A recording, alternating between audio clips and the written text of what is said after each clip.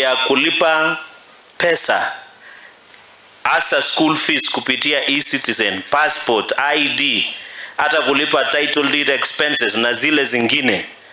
Tumesema itumie channel moja kupitia kwa rais through the e-citizen. And the only way to develop this country is the fight against corruption.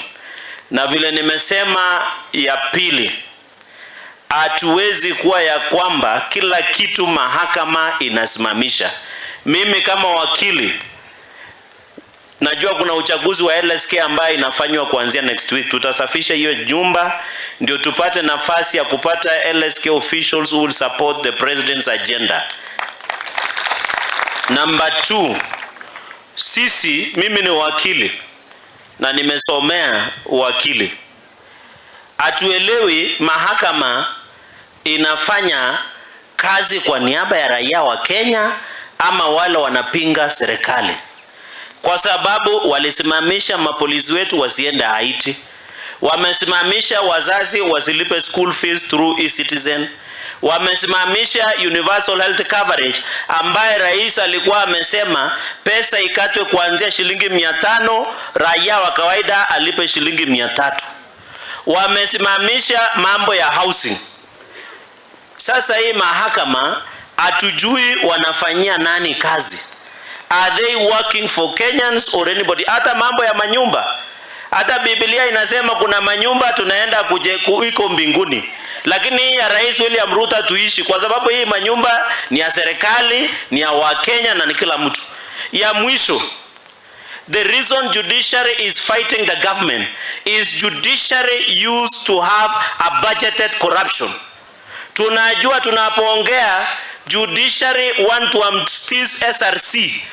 SRC iliundwa to set salaries of all public officers including judges.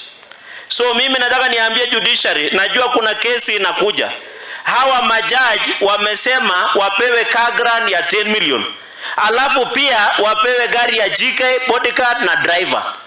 Na pia bado wanataka 10 million shillings ya kununua magari kubwa kubwa na raia wanaumia. Rais amekataa hiyo budgeted corruption ya judiciary, ndio mnaona judiciary wanapiga rais wetu vita kupitia, kwa sababu hata tunashangaa judiciary. Kesi mingi imekaa 20-30 years. Lakini ya serikali ya kuteka William Ruto na agenda ya serikali na rais wetu mpendwa, judiciary inatumia 1 minute and 59 seconds wametoa court order ya kusimamisha serikali. We want to tell judiciary, either you shape up or you ship out. It is as simple as that. Sina namna hiyo wananchi. Si mnataka manyumba rais ajenge? Si mnataka universal health care coverage rais afanye? Si mnataka rais afanye maendeleo Kenya mzima?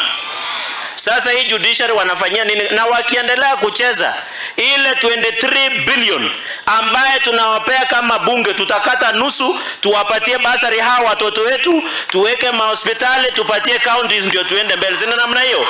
So we want to tell judiciary finally, the president was fighting corruption, something called conflict of interest. SRC wanaenda kotini, ni judges wamewachukua SRC kotini. Na ni judges ndio watasikiza hiyo kesi kuhusu magari yao ya 10 million per judge ya Prado. Sisi tunataka tuulize, is that not corruption through conflict of interest by listening on your own case? And therefore, as government, sisi kama bunge tukifungua next week, tutaketi, tunataka kila mtu afanye kazi yake, tupatie nafasi rais afanye kazi yake, ndio wananchi, so that we fight corruption and fix this country.